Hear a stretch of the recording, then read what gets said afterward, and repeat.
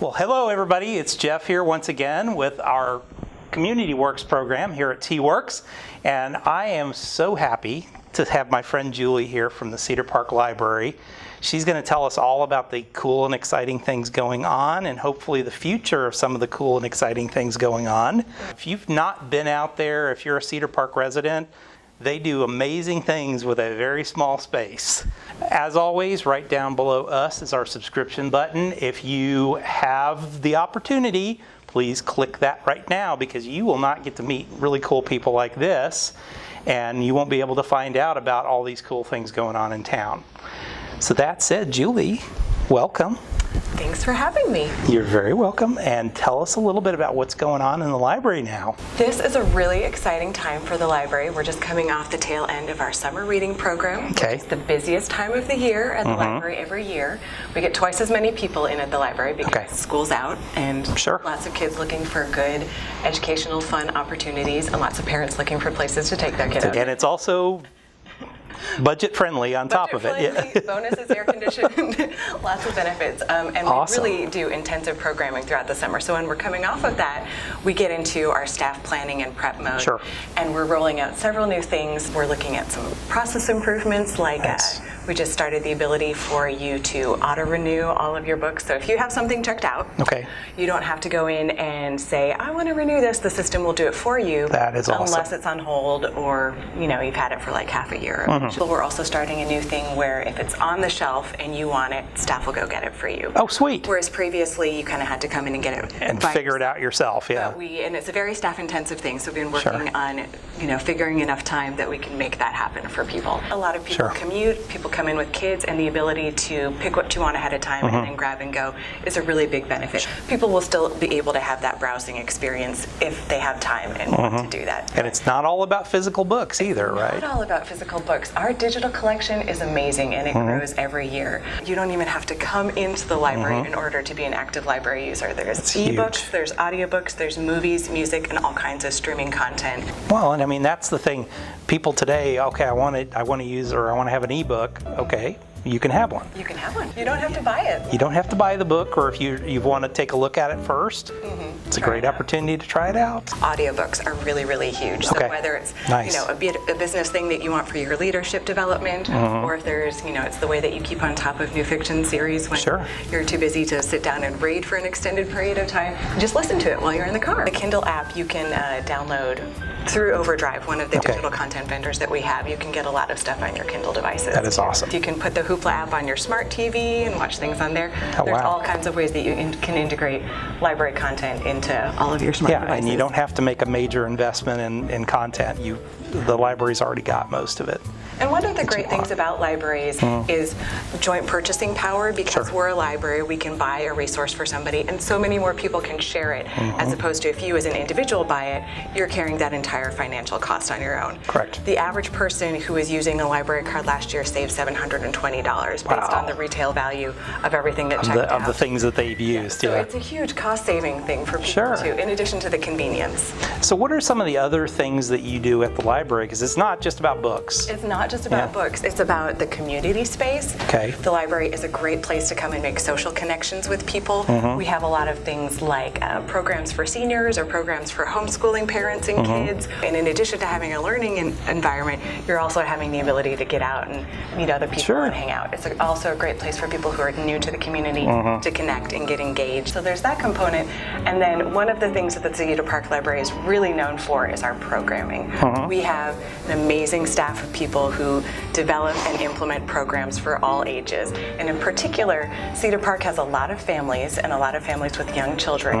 And particularly our bread and butter is 0 to 5-year-olds. We have 15 story times per week, and we serve 42,000 parents and caregivers every year with that age demographic. There's no Head Starts in this area. There are some private daycare options, but there's a real need for a place to take your kid, have a quality literacy experience, have it be a fun bonding thing for parent and child together or caregiver and child together. But 90% of your brain develops by the time you're 3. Wow. And everything from there is just kind of refining. And people think, well, you're not even going to get to school. I know, and people are like, why are there kids in the library? They can't even read yet. But it's all about setting that framework so that when you get to the point where you are learning how to read, you already have the Sure. Yeah, you have that framework for that piece. You have the synapses developed, and you're just fine-tuning it. And the library's in a great position to help parents and caregivers be their kids' first teacher. Now, these type of programs, is that library staff that does this, or do you have volunteers that do it? It's primarily library staff. Okay. We do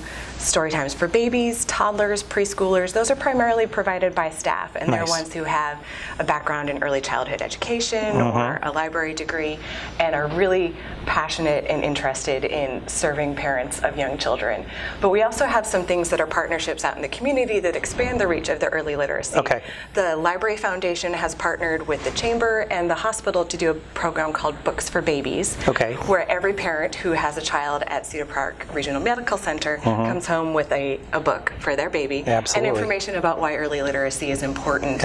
Part of learning is emotionally and hormonally driven. Sure. If you're having a happy experience, you retain more. If you're stressed, you retain less.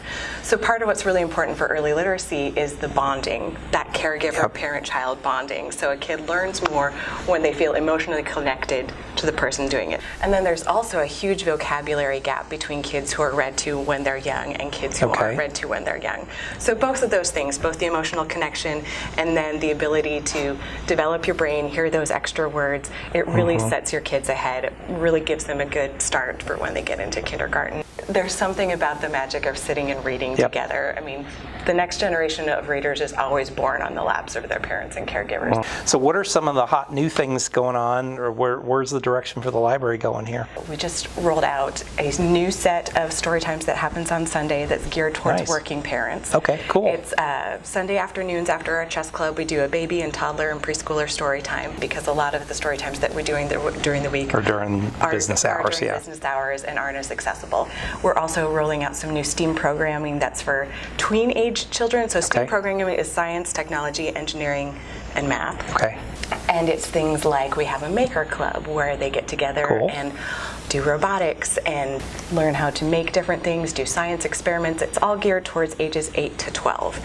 And that's been kind of an underserved demographic for us. We have a lot of great younger kid things and some teen programs too, so we really wanted to start offering some more robust things to keep those kids engaged and learning and having fun at the library. Okay. So those are happening on Wednesday afternoons throughout the month.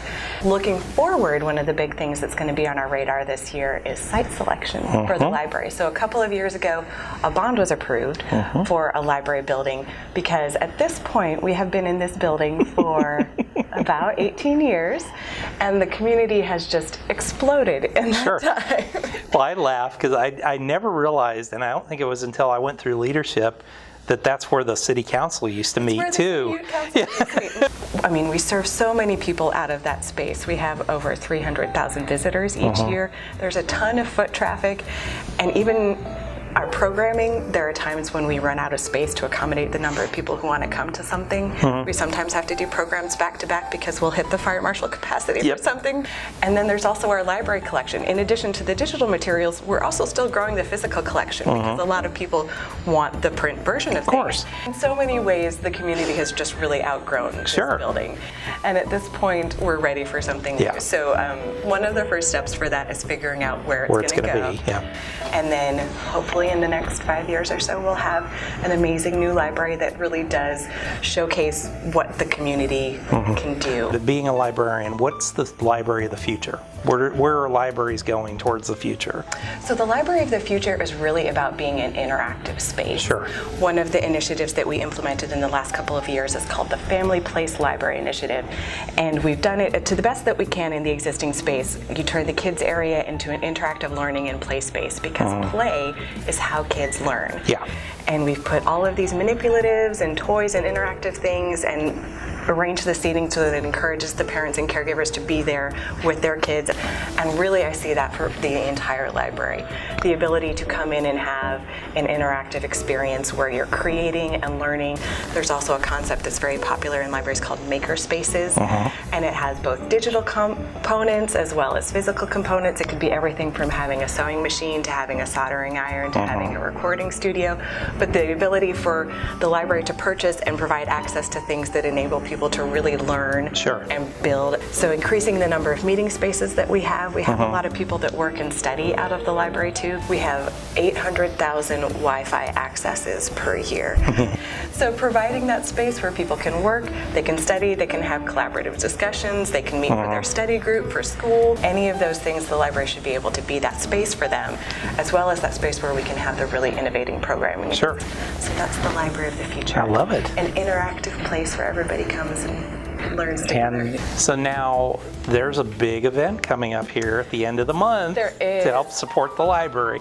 10th annual Fable Fest. It's been happening for 10 years, and I'm proud to say that I have been part of Fable Fest since the very beginning. It happens once a year at Milburn Park. It's going to be on October 27th, and the festival is from 11 to 4. It's a costume-friendly festival right around Halloween. The festival itself has kind of a medieval Renaissance fantasy theme, but you can come in whatever. And it's events and activities. There's live jousting, there's music on a stage, there's activities that are pay to play, and that is the part that is the fundraiser. Nice. So the foundation puts it on as a fundraiser for the library, and they consistently raise a good chunk of money that helps support some of that innovative programming that we really want to be able to provide that programming. Be able to provide that programming for the community. We probably have about 7,500 people on average. So some of the ways people can participate is the foundation is always looking for both sponsors and vendors who want to, support the library or get the word out about their business in the community, and it's a really big event, so it's a great way to do that. So there's vendor booths that they can have. There'll be food, and then it's just fun for families and people of all ages to come to. So come out and see the fun live events, come and stick around and play some games and support the library, and it's a really, really fun event. Do y'all do anything around the holidays, around Christmas time? Or? We do a winter reading program every year. We'll do some extra special events throughout the holidays to make sure that people have fun educational things to do, but you can always count on us to do something that supports people when school is out. It is really the treasure of our community. For the space that they have to play with, they do amazing amounts of stuff. If you haven't been in a library since you were a kid and you have an idea in your head of what a library is like, I would come check it out. It's not anything you thought it would be. You would be amazed at how much there is that would be relevant to you. Is there anything that the community can do besides Fable Fest to help out at the library? Come use the library. It's an amazing resource. You're paying for it with your taxes, and you might as well really enjoy and learn and grow with the rest of your fellow people.